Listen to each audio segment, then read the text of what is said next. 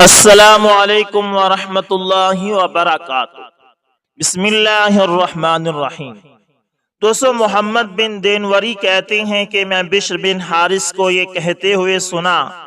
ان سے پوچھا گیا تھا کہ تمہاری توبہ کا واقعہ کیا ہے، تو انہوں نے بتایا کہ یہ سب اللہ کے فضل و کرم سے ہوا۔ میں تمہیں کیا بتاؤں، میں تو ایک بہت چالاک اور جتھے والا انسان تھا۔ ایک دن میں کہیں جا رہا تھا کہ مجھے ایک کاغذ راستے میں پڑا ملا۔ اسے میں نے اٹھایا تو اس میں بسم اللہ لکھی ہوئی تھی۔ میں نے اسے صاف کر کے جیب میں ڈال لیا۔ میرے پاس ایک درہم کے سوا اور پیسے نہیں تھے۔ میں نے ایک مہنگی خوشبو لے کر اس کو اس کاغذ میں مسل دیا۔ رات کو جب میں سویا تو میں نے خواب میں دیکھا کہ کوئی کہہ رہا ہے، اے بشر بن حارث، تو نے ہمارا نام راستے سے اٹھا کر اسے خوشبو میں بسایا ہے، ہم بھی تیرا نام دنیا اور آخرت میں مہکا دیں گے۔ پھر ایسا ہی ہوا۔ تو سو مروی ہے کہ ایک مرتبہ بشر بن حارث اپنے غفلت کے زمانے میں گھر میں دوستوں کے ساتھ بیٹھے شراب پینے میں مصروف تھے کہ اتنے میں وہاں سے ایک نیک شخص گزرا۔ اس نے دروازہ بجایا، باندی بہر نکلی تو اس نے پوچھا کہ اس گھر کا مالک آزاد ہے یا غلام؟ باندی نے جواب دیا کہ آزاد انسان ہے۔ تو اس نیک شخص نے کہا، ہاں تو سچ کہتی ہے، کیونکہ اگر یہ غلام ہوتا تو اللہ کی عبودیت اختیار کرتا اور لوح و طرب کو چھوڑ دیتا۔ بشر بن حارث نے ان کی یہ باتیں سن لی اور ننگے سر ننگے پیر دروازے پر دوڑتے آئے تو وہ شخص اس وقت تک جا چکا تھا۔ بشر بن حارث نے اپنی باندی کو کہا کہ تیرا ستیہ ناس ہو، یہ کون شخص تھا جو دروازے پر تجھ سے باتیں کر رہا تھا؟ باندی نے ساری بات بشر بن حارث کو بتا دی۔ بشر نے پوچھا، وہ شخص کس طرف گیا ہے؟ باندی نے سمت بتائی تو بشر اس کے پیچھے دوڑا ہوا گیا اور اس شخص کو جا لیا اور کہا کہ میرے آقا، کیا آپ ہی میرے دروازے پر میری باندی سے بات کر رہے تھے؟ اس شخص نے جواب دیا، جی ہاں۔ یہ سن کر بشر نے اپنی گال مٹی پر رگنا شروع کر دی اور کہنے لگا، نہیں، میں تو غلام ہوں، میں آزاد نہیں، میں تو غلام ہوں۔ پھر بشر ننگے سر اور ننگے پیر گھومتے رہتے حتیٰ کہ اسی سے معروف ہو گئے۔ کسی نے پوچھا کہ آپ پاؤں میں چپل کیوں نہیں پہنتے؟ تو بشر بن حارث نے جواب دیا کہ میرا آقا مجھے معافی نہیں عطا کرے گا مگر صرف جب میں ننگے پیر ہوں گا۔ میں اب مرتے دم تک ننگے پیر ہی رہوں گا۔ دوستو، اسی طرح ابو علر روزباری کی بہن فاطمہ بنت احمد کہتی ہیں کہ بغداد میں 10 نوعمر لڑکے تھے، ان کے ساتھ 10 نوجوان تھے۔ انہوں نے ایک لڑکے کو کسی کام سے بھیجا، اس نے دیر کر دی تو یہ سب اس پر غصہ ہونے لگے۔ اتنے میں وہ ہنستا ہوا آیا، اس کے ہاتھ میں ایک خربوزہ تھا۔ تو یہ لڑکے اسے کہنے لگے کہ ایک تو دیر کر کے آیا اور دوسرا تو ہنستا آ رہا ہے۔ اس نے کہا کہ میں ایک عجیب چیز لے کر آیا ہوں۔ خربوزے پر بشر بن حارث نے ہاتھ رکھا تھا اور میں نے اسے 20 درہم میں خرید لیا ہے۔ یہ سن کر ان لڑکوں میں ہر ایک نے باری باری اسے چومنا اور آنکھوں سے لگانا شروع کر دیا۔ تو اس نے کہا کہ اتنا بلند مرتبہ بشر کو کیسے حاصل ہو گیا؟ کہا کہ پرہیزگاری کی وجہ سے۔ تو اس نے کہا کہ وہ یہ بھی کہتا ہے کہ وہ اللہ سے توبہ کر چکا ہے۔ تو لڑکوں نے کہا، آج سے ہم سب اس کے جیسے بن کر دکھائیں گے۔ کہا جاتا ہے کہ پھر وہ لڑکے تقوی کے راستے پر گامزن ہو گئے اور طرطوس چلے گئے، جہاں یہ سب جہاد میں شہید ہو گئے۔ دوستو، اسی طرح ابو الفتح بن مخرق کہتے ہیں کہ ایک آدمی ایک شامی عورت کے پیچھے لگ گیا اور چاقو لے کر اس کے سامنے آ گیا۔ جو کوئی بھی اسے بچانے آتا وہ اسے زخمی کر دیتا۔ یہ آدمی بڑا طاقتور تھا۔ اسی دوران عورت چیختی رہی۔ اتنے میں بشر بن حارث وہاں سے گزرے۔ اور اس آدمی کے قریب ہو کر اسے کندھا مارتے ہوئے آگے نکل گئے۔ وہ آدمی زمین پر گر گیا اور پسینے پسینے ہو گیا۔ لوگ اس کے گرد جمع ہو گئے اور عورت اپنے راستے چل دی۔ لوگوں نے آدمی سے پوچھا کیا ہوا؟ اس نے کہا پتہ نہیں، لیکن اس بڑے میاں نے مجھے کندھا مارتے ہوئے کہا کہ اللہ تجھے اور تیرے عمل کو دیکھ رہا ہے، تو میں اس کی بات سن کر کمزور پڑ گیا اور مجھ پر ہیبت طاری ہو گئی اور پتہ نہیں یہ آدمی کون تھا۔ لوگوں نے بتایا کہ یہ بشر بن حارث تھا۔ اس نے کہا کہ ہے میری بدقسمتی، وہ آج کے بعد میری طرف کیسے نظر کرے گا؟ پھر اس شخص کو بخار چڑھ گیا اور 7ویں دن اس کا انتقال ہو گیا۔ دوستو، اسی طرح ابو عبداللہ قاضی اپنے والد سے روایت کرتے ہیں کہ بغداد میں ایک تاجر میرا دوست تھا۔ وہ صوفیوں کی ٹکا کر غیبت کیا کرتا تھا۔ بعد میں نے اسے ان کی مصاحبت اختیار کرتے ہوئے دیکھا تو اس شخص نے مجھے کہا کہ میں جیسا صوفیوں کو سمجھتا تھا وہ ویسے نہیں تھے۔ ایک دن میں جمعے کی نماز پڑھ کر نکلا تو میں نے بشر الحافی بشر بن حارث کو دیکھا۔ وہ جلدی سے مسجد سے نکل رہے تھے۔ میں نے اپنے دل میں کہا کہ اس صوفی کو تو دیکھو، مسجد میں ٹھہر نہیں سکتا۔ پھر میں اپنے کام چھوڑ کر ان کے پیچھے چل دیا کہ دیکھوں یہ کہاں جاتے ہیں۔ تو میں پیچھے چلا۔ انہوں نے 1 درم کی روٹی خریدی۔ میں نے کہا دیکھو روٹی خرید رہا ہے۔ پھر آگے چل کر انہوں نے کچھ سالن وغیرہ خریدا۔ مجھے اور غصہ آیا۔ پھر یہ حلوائی کی دکان پر آئے اور فالودہ خریدا۔ میں نے دل میں کہا جب یہ کہیں بیٹھ کر کھائے گا تو اسے خوب لتاڑوں گا۔ پھر وہ صحرا کی طرف نکل گئے۔ میں نے سوچا کہ شاید نغلستان میں بیٹھ کر کھائے گا۔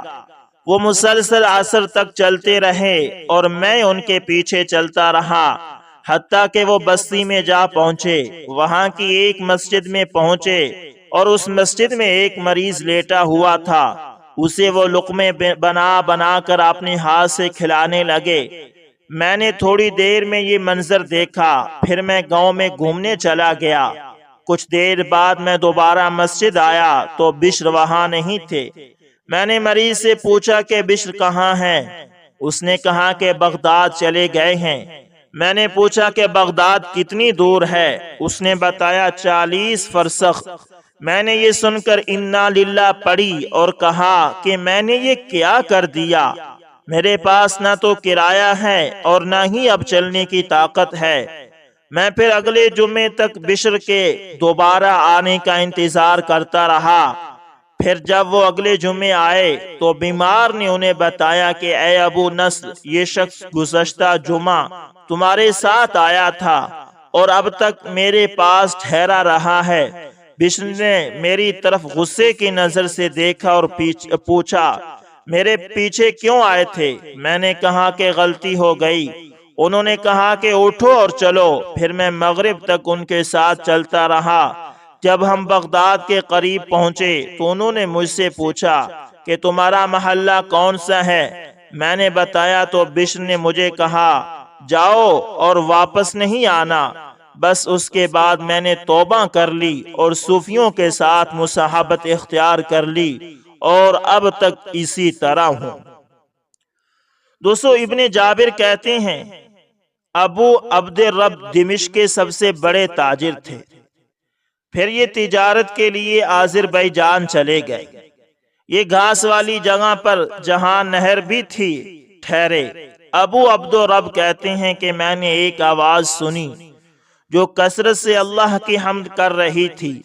میں نے اس کا تعاقب کیا تو میں نے ایک گڑھے میں ایک شخص کو بوریے میں لپٹا دیکھا۔ میں نے اسے سلام کیا اور پوچھا اے اللہ کے بندے، تو کون ہے؟ اس نے کہا ایک مسلمان۔ میں نے پوچھا کہ یہ حالت تیری کیسے ہوئی؟ اس نے کہا یہ ایک نعمت کا بدلہ ہے جو مجھ پر اللہ کی حمد واجب کرتی ہے۔ میں نے پوچھا یہ کیا بات ہوئی؟ تو ایک بوری میں لپٹا ہوا ہے۔ اس نے کہا کہ کیا میں اس بات پر شکر ادا نہ کروں کہ اس نے مجھے بہت خوبصورت بنایا اور میری جائے پیدائش اور جائے پرورش اسلام میں بنائی، مجھے عافیت میں رکھا، جس چیز کا افشا مجھے پسند نہیں تھا اسے چھپایا، تو مجھ پر ان نعمتوں سے زیادہ بڑی کون سی نعمت ہوگی؟ میں نے کہا اللہ تجھ پر رحم کرے، کیا تو میرے ساتھ میری قیام گاہ چلے گا؟ میں نہر پر ٹھہرا ہوا ہوں۔ اس نے کہا وہ کس لیے؟ میں نے کہا کھانا وغیرہ کھانے کے لیے، اور ہم تجھے کچھ کپڑے دیں گے تاکہ اس بوریے سے تمہاری جان چھوٹے۔ اس نے کہا مجھے اس کی ضرورت نہیں۔ ایک راوی ولید کہتے ہیں میرا خیال ہے کہ اس نے یہ کہا ہوگا کہ کھانا میرے لیے کافی ہے جو اللہ دے رہا ہے۔ ابو عبدالرب نے کہا کہ میں نے بہت چاہا کہ وہ میرے ساتھ چلے مگر وہ نہ مانا۔ ابو عبدالرب کہتے ہیں کہ میں وہاں سے لوٹ آیا اور میں نے خود کو بہت چھوٹا آدمی محسوس کیا، اور مجھے عجیب سا لگا کہ دمشق میں مجھ سے زیادہ مالدار کوئی شخص نہیں ہے، اور پھر بھی میں مال بڑھانا چاہتا ہوں۔ میں نے کہا کہ اے اللہ، میں اس برائی سے توبہ کرتا ہوں۔ پھر میں نے اس طرح رات گزاری کہ کسی کو پتہ نہ تھا کہ میرے دل میں کیا ہے۔ صبح کو قافلے والے اپنے راستے پر چل دیے، اور میں نے اپنا گھوڑا دمشق کی طرف واپس موڑ لیا اور کہا کہ اگر میں اس راستے پر جاؤں گا تو سچی توبہ کرنے والا نہیں بن سکوں گا، یعنی اگر تجارت والوں کے ساتھ جاؤں تو میں توبہ کرنے والا نہیں ہوگا۔ لوگوں نے مجھ سے واپسی کا سبب پوچھا تو میں نے انہیں بتا دیا۔ لوگوں نے مجھے چلنے پر بہت مجبور کیا مگر میں نہ گیا۔ ابن جابر کہتے ہیں کہ جب یہ دمشق پہنچے تو اپنا سارا مال و زر صدقہ کر دیا اور اللہ کے راستے میں لگ گئے۔ مجھے میرے بعض دوستوں نے بتایا کہ میں نے کسی آبا والے کو کم قیمت پر سامان نہیں دیا۔ ایک آدمی آیا، اس کو میں نے 6 درم قیمت بتائی۔ اس نے کہا 7 درم، اور اسی طرح اور زیادہ کر دی۔ میں نے پوچھا کہ تو کون ہے؟ اس نے کہا کہ اہل دمشق میں سے ہوں۔ تو میں نے کہا اس بڑے میاں کی طرح مت بنو جو میرے پاس کل آیا تھا اور اس نے مجھ سے 700 عبائیں خریدی اور 1 درم بھی کم نہیں کرایا۔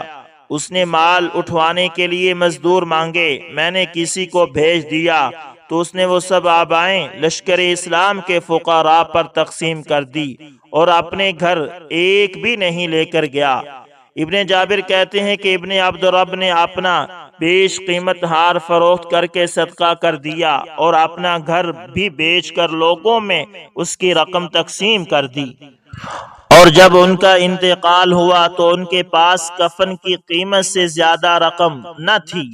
وہ یہ کہا کرتے تھے کہ واللہ اگر یہ نہر سونے یا چاندی کی ہو اور بہہ رہی ہو اور جو چاہے اس سے سونا چاندی لے سکتا ہو، مگر میں نہیں لوں گا، اور اگر یہ کہا جائے کہ اس ستون کو چھونے والا مر جائے گا تو میں اللہ اور اس کے رسول صلی اللہ علیہ وسلم سے ملاقات کے شوق میں ایسا کر گزروں گا۔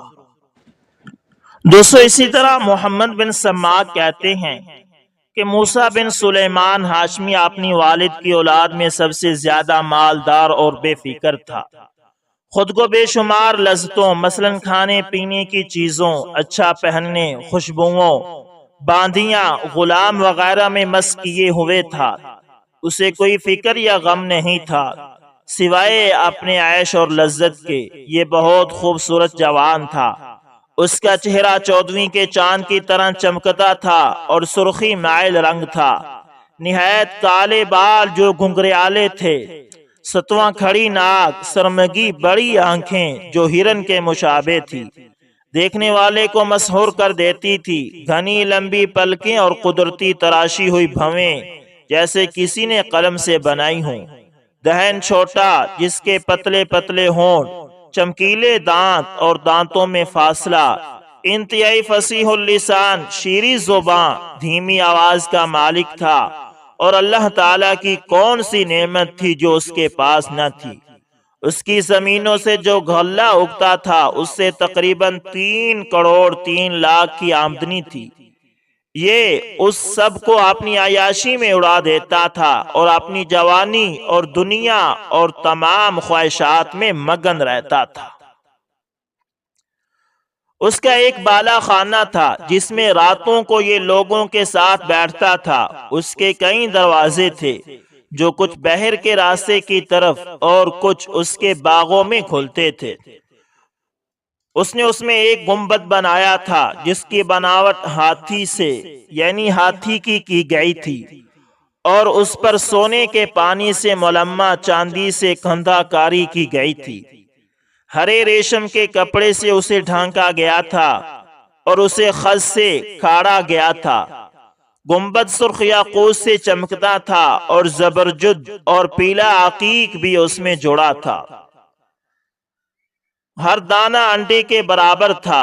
اس نے دروازوں پر بہترین دبیز پردے لٹکائے تھے جن پر سونے کا کام کیا گیا تھا، اور گنبد کے گرد 30 شمعیں لگائی تھی جو 30 تشتوں پر رکھی تھی۔ ہر تشت کا وزن 1000 درم تھا۔ ہر 5 تشتوں پر ایک غلام مقرر تھا۔ اس کے پاس ایک سونے کی مشعل ہوتی جس کا وزن 100 مثقال تھا، اور یہ سب مختلف انواع کے کپڑے اور ہمیانی باندھے ہوتے جو جواہرات سے مزین ہوتی۔ ہر دروازے پر طاق بنائے گئے تھے جن میں چاندی کی زنجیروں سے قندیلیں لٹکائی گئی تھی۔ ان قندیلوں میں خالص زیتون کا تیل جلتا تھا۔ یہ جس چارپائی پر ہوتا تھا اسے بہترین نلکل سے بنایا گیا تھا۔ اس کے سر پر ہیرے جوڑا امامہ ہوتا اور اس کے قبے میں اس کے دوست اور بھائی وغیرہ ہوتے تھے۔ اس کے سروں پر خادمین کھڑے رہتے تھے جن کے ہاتھوں میں پنکھے وغیرہ ہوتے، اور مغنیات ان کی مجلس میں قبے سے بہر بیٹھی رہتی۔ یہ انہیں دیکھتا رہتا۔ جب یہ اپنا دائیں جانب نظر ڈالتا اپنے دوست کو دیکھتا جسے اس نے چنا ہوتا، اور یہ اس سے باتیں کر کے موانست حاصل کرتا۔ بائیں جانب دیکھتا تو بھائی نظر آتا جسے اس سے محبت تھی، اسے اپنے لیے چن رکھا تھا۔ سامنے نظر ڈالتا تو اس کے انتخاب کردہ خادمین نظر آتے۔ دوسری طرف دیکھتا تو وہاں مطربہ اور مغنیات جو اس کی منتخب کردہ تھی نظر آتی اور اس پر فدا تھی۔ ان سب کے کان اسی کی طرف لگے رہتے اور آنکھیں اسی کو دیکھتی رہتی، کسی اور کو نہ دیکھتی تھی۔ جب یہ نوجوان بات کرتا تو خاموشی چھا جاتی، یہ کھڑا ہوتا تو سب کھڑے ہو جاتے۔ جب مغنیہ کو سننا چاہتا ستارے کی طرف دیکھتا تو گانا شروع ہو جاتا، اور جب بند کرانا چاہتا ہاتھ سے اشارہ کرتا تو گانا رک جاتا، اور یہ انداز وہ سب جانتے تھے۔ یہ سب کچھ اس نوجوان کا معمول تھا، حتیٰ کہ رات گزرنے لگتی اور اس کی عقل معاف ہونے لگتی تو اس کے ہم نشیں چلے جاتے اور یہ کسی باندی کے ساتھ خلوت میں رہتا۔ جب صبح ہوتی تو شطرنج اور چوسر کھیلنے والے موجود ہوتے۔ اس کے ہاں موت یا بیماری کا کوئی ذکر نہیں ہوتا اور نہ ہی کسی غم کی بات کا سوائے خوشی، سرور اور لطیفوں کا ذکر ہوتا، جس سے یہ ہنستا۔ ہر دن نئی خوشبوئیں اس کی منتظر ہوتی، حتیٰ کہ اسی حال میں 27 سال کا عرصہ گزر گیا۔ ایک دن اسی طرح یہ اپنے قبے میں دوستوں کے ساتھ محفل جمائے ہوئے تھا کہ اچانک اس نے کسی زخمی شخص کی آواز میں نغمہ سا سنا جو اس کے نغموں سے مختلف تھا۔ یہ آواز اس کے دل میں اتر گئی اور یہ اپنی محفل بھول گیا۔ اس نے گانے والے کو ہاتھ کے اشارے سے روکا اور ایک کھڑکی سے سر نکال کر آواز سننے کی کوشش کی۔ یہ آواز کبھی تیز ہو جاتی، کبھی ہلکی ہو جاتی۔ اس نے بلند آواز سے اپنے غلام کو کہا کہ جاؤ اس آواز والے کو پکڑ کے لاؤ۔ اس کے غلام اسے ڈھونڈنے لگے تو انہوں نے ایک نحیف سے جسم والے، پتلی گردن، زرد رنگت، سوکھے ہونٹ، بکھرے بال والے ایک نوجوان کو دیکھا جس کا پیٹ اس کی کمر سے لگا تھا۔ اس پر 2 ہلکی چادریں پڑی تھی جس سے اس نے اپنا بدن چھپایا ہوا تھا۔ ننگے پیر یہ مسجد میں کھڑا اپنے رب سے سرگوشیاں کر رہا تھا۔ یہ اسی مسجد سے یعنی یہ غلام اس نوجوان کو مسجد سے نکال کر لے آئے اور راستے بھر اس سے کوئی بات نہ کی اور موسیٰ بن سلیمان کے سامنے لا کر کھڑا کر دیا۔ موسیٰ نے ان سے پوچھا کہ اسے کہاں سے لائے ہو؟ انہوں نے جواب دیا کہ یہ مسجد میں نماز پڑھتے ہوئے تلاوت کر رہا تھا۔ موسیٰ بن سلیمان نے اس نوجوان سے پوچھا کہ تو کیا پڑھ رہا تھا؟ اس نوجوان نے کہا کہ اللہ کا کلام۔ موسیٰ نے کہا کہ مجھے بھی وہ نغمہ سنا، تو اس نوجوان نے اعوذ باللہ پڑھ کر تلاوت شروع کر دی۔ موسیٰ بن سلیمان نوجوان کی تلاوت سن کر اٹھا اور اس نوجوان کے گلے لگ گیا اور پھوٹ پھٹ کر رونے لگا اور اپنے ہم نشینوں سے چیخ کر بولا کہ میرے پاس سے نکل جاؤ، اور خود بھی گھر کے صحن میں آ گیا اور ایک چٹائی پر نوجوان کے ساتھ بیٹھ گیا اور اپنی حالت پر نوحہ کرتا اور اپنی جوانی پر روتا رہا اور خود کو ملامت کرتا رہا۔ یہ نوجوان اسے تسلی دیتا رہا حتیٰ کہ صبح ہو گئی اور اس نے یہ عہد کیا کہ اب کبھی گناہ کی طرف نہیں جائے گا۔ جب صبح ہو چکی تو موسیٰ بن سلیمان نے اپنی توبہ ظاہر کی اور مسجد میں جا بیٹھا اور سونا چاندی جواہرات اور کپڑے بیچ کر صدقہ کر دیے اور نفسانی خواہشات اور زمینوں کی دیکھ بھال بھی چھوڑ دی۔ اپنی زمین غلام اور باندیوں میں بیچ دیے اور جسے چاہا آزاد بھی کر دیا اور سب کچھ صدقہ کر دیا۔ ان کے کھردرے کپڑے پہن لیے اور جو کی روٹی کھانے لگا۔ رات کو نمازیں پڑھتا اور دن کو روزے رکھتا، حتیٰ کہ اسے نیک اور خاص لوگ آ کر سمجھاتے کہ اپنے آپ پر رحم کرو، اتنی محنت نہ کرو، اللہ تعالیٰ کریم ہے، تھوڑے پر زیادہ اجر عطا فرماتے ہیں۔ موسیٰ بن سلیم کہتا، لوگو میں خود کو جانتا ہوں، میرا جرم بہت بڑا ہے، میں نے دن رات اپنے آقا کی نافرمانی کی ہے۔ یہ بہت زیادہ روتا رہتا، پھر یہ پیدل حج کو روانہ ہو گیا، ننگے پیر تھا، اس کے پاس ایک چادر، ایک جراب اور ایک تھیلا تھا، حتیٰ کہ یہ مکہ پہنچا اور حج ادا کیا اور وہیں مقیم ہو گیا۔ محمد بن سماک کہتے ہیں کہ ایک رات میں طواف کر رہا تھا کہ میں نے اس کے بین کرنے، نوحے اور رونے کی آواز سنی۔ اس آواز نے مجھے بے قرار کر دیا۔ میں طواف چھوڑ کر اس کے پاس حتیم میں پہنچا۔ میں نے اس کو نہیں پہچانا اور پوچھا کہ میرے دوست تم کون ہو؟ میں تمہیں صغیر السن، زخمی دل، شدید تکلیف اور غم میں دیکھ رہا ہوں۔ تم بڑے غم میں رو کر آنسو بہا رہے ہو، قصہ کیا ہے؟ اس نے کہا کہ میں اپنی جوانی کے ساتھ ساتھ بڑے گناہوں، یعنی محمد بن سلیمان نے جواب دیا کہ میں اپنی جوانی کے ساتھ ساتھ بڑے گناہوں اور خطاؤں کا بوجھ لیے پھر رہا ہوں۔ یہ کہہ کر محمد بن سلیمان نے مجھے دیکھا تو پہچان لیا اور کہا، کیا تو وہی نہیں جس نے میری گمراہی کے وقت مجھے نصیحت کی تھی اور میں اپنی دولت کے نشے میں چور تھا، اس لیے میں نے تیری طرف توجہ نہیں کی تھی۔ میں موسیٰ بن محمد بن سلیمان ہوں جسے تو نے بصرہ میں دیکھا تھا۔ ابن سماک کہتے ہیں کہ اس کی بات سے مجھ پر دہشت طاری ہو گئی۔ میں نے آگے بڑھ کر اس سے معانقہ کیا اور اس کی آنکھوں کے درمیان بوسہ دیا اور کہا، میرے باپ کی قسم تو واقعی ابو القاسم ہے، تیری یہ حالت کس طرح ہو گئی؟ اس نے کہا کہ میں اپنا معاملہ چھپانا چاہتا ہوں، مجھے پسند نہیں کہ میرا تعارف اور شہرت ہو، بس میرے انعام و فضل اور احسان کرنے والے آقا نے مجھے غفلت سے بیدار کر کے میرے عیب مجھے دکھا دیے اور میں نے اپنی حرکتیں چھوڑ دی جو تو نے دیکھی تھی اور اپنے رب کی طرف متوجہ ہو گیا۔ کیا تم سمجھتے ہو کہ میرا رب مجھے قبول کر لے گا؟ میں ڈرتا ہوں کہ اس نے مجھ سے توجہ نہ ہٹا لی ہو۔ ابن سماک کہتے ہیں کہ اس کی بات سے مجھے رونا آ گیا۔ میں نے اسے کہا، میرے دوست خوشخبری ہو، مجھے یہ روایت پہنچی ہے کہ اللہ تعالیٰ کو نوجوانی میں توبہ کرنے والے سے زیادہ کوئی محبوب نہیں۔ آج اس نے یہ بات سنی تو اپنی بکا کو روکنا چاہا اور وہ اس بات سے ڈر رہا تھا کہ اس کا رونا سن کر لوگ جمع نہ ہو جائیں، تو وہ کہتا ہوا کھڑا ہو گیا کہ اے طبیب میرے ساتھ آؤ۔ میں اس کے پیچھے چلا حتیٰ کہ باب حناتین سے نکل کر وہ میری طرف دیکھتا جاتا تھا، حتیٰ کہ ایک دروازے میں داخل ہو گیا اور میں اس کے ساتھ چلا۔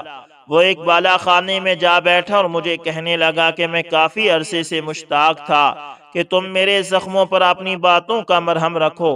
میں نے اسے کہا کہ اے ابو القاسم، اللہ تعالیٰ نے تم پر مہربانی کی اور تمہیں غافلوں جیسی نیند سے بیدار کر دیا۔ اس کی توفیق پر اس کا شکر ادا کرو اور شاکرین میں سے بنو اور ملنے والی نعمت پر اس کی حمد کرو۔ اللہ تعالیٰ تمہیں اپنی رحمت سے اس دولت سے اچھا عوض عطا فرمائے گا جو تو نے چھوڑی ہے۔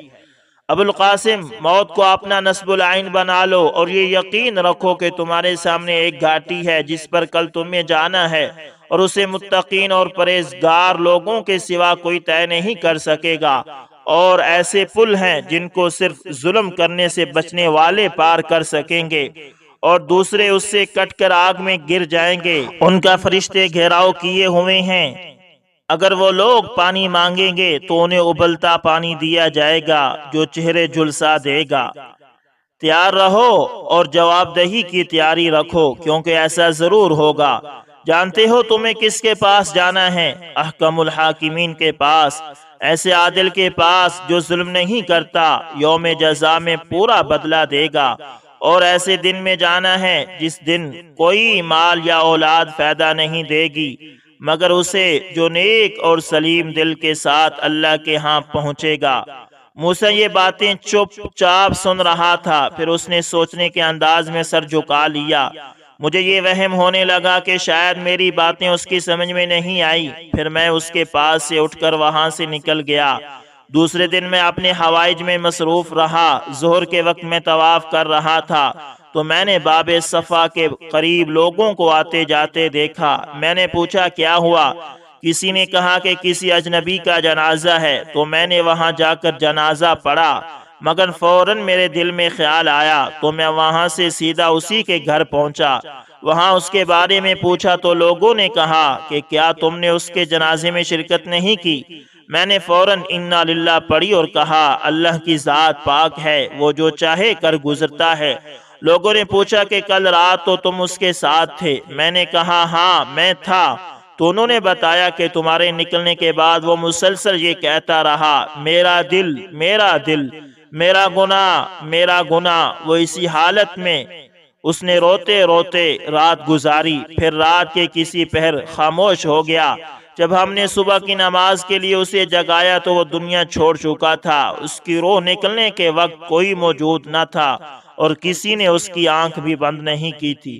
میں نے پوچھا کہ تم لوگ اسے جانتے ہو؟ لوگوں نے کہا کہ نہیں، یہ اجنبی شخص تھا، حاجیوں کے ساتھ آیا اور یہی ٹھہر گیا، ہم نے اس جیسا کوئی نہیں دیکھا۔ اس کی رات نماز کی حالت میں روتے گزرتی، گویا کہ تمام بندوں کے گناہوں کا سوال اسی سے ہوگا۔